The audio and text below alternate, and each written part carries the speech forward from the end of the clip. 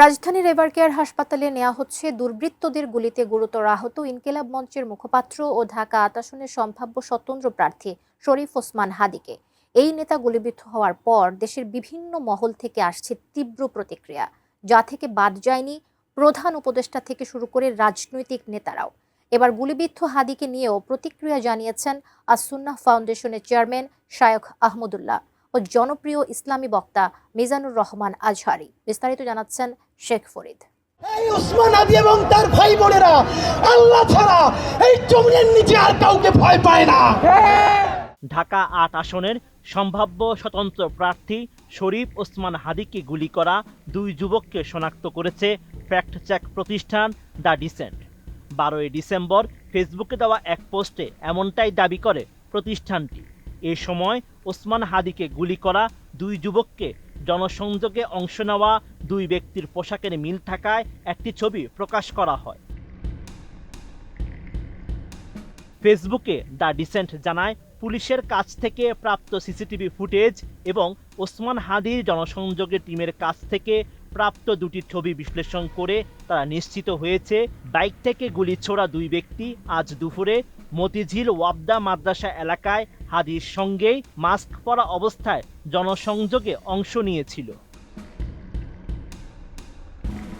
নতুন বাংলাদেশ গড়তে এলো জুলফিকার স্টিল। জুলফিকার স্টিল, ইস্পাত দৃঢ় অঙ্গীকার। ফ্যাক্ট চেক প্রতিষ্ঠানটি আরও জানায়, গুলিকারীদের চিহ্নিত করতে আজকে জনসংযোগের আরও ছবি ও ফুটেজ সংগ্রহের চেষ্টা করা হচ্ছে। এদিকে ওসমান হাদি গুলিবিদ্ধ হওয়ার ঘটনায় তীব্র প্রতিক্রিয়া জানিয়েছেন জনপ্রিয় ইসলামী বক্তা ডক্টর মিজানুর রহমান আজহারি। হাদিকে নিয়ে 12 ডিসেম্বর ফেসবুকে একটি পোস্টে আজহারি লিখেছেন, রক্তাক্ত জুলাই পরবর্তী বাংলাদেশে খোদ জুলাই সৈনিক গুলিবিদ্ধ। জুলাই সৈনিকদের নিরাপত্তা কোথায়? আমরা এমন আগ্রাসী ও রক্তাক্ত রাজনীতি চাই না। এছাড়া ইনকিলাব মঞ্চের এই মুখপাত্রের গুলিবিদ্ধ হওয়ার ঘটনায় গভীর উদ্বেগ প্রকাশ করেছেন সামাজিক সাহায্য সংস্থা আস-সুন্নাহ ফাউন্ডেশনের চেয়ারম্যান শায়খ আহমদুল্লাহ। 12 ডিসেম্বর ফেসবুকে দেওয়া এক পোস্টে এই উদ্বেগ প্রকাশ করেন আহমদুল্লাহ। ফেসবুকে আস-সুন্নাহ ফাউন্ডেশনের চেয়ারম্যান লিখেন, তরুণ রাজনীতিক ও অ্যাক্টিভিস্ট শরীফ ওসমান হাদি গুলিবিদ্ধ হওয়ার ঘটনায় আমরা গভীরভাবে উদ্বিগ্ন ও মর্মাহত।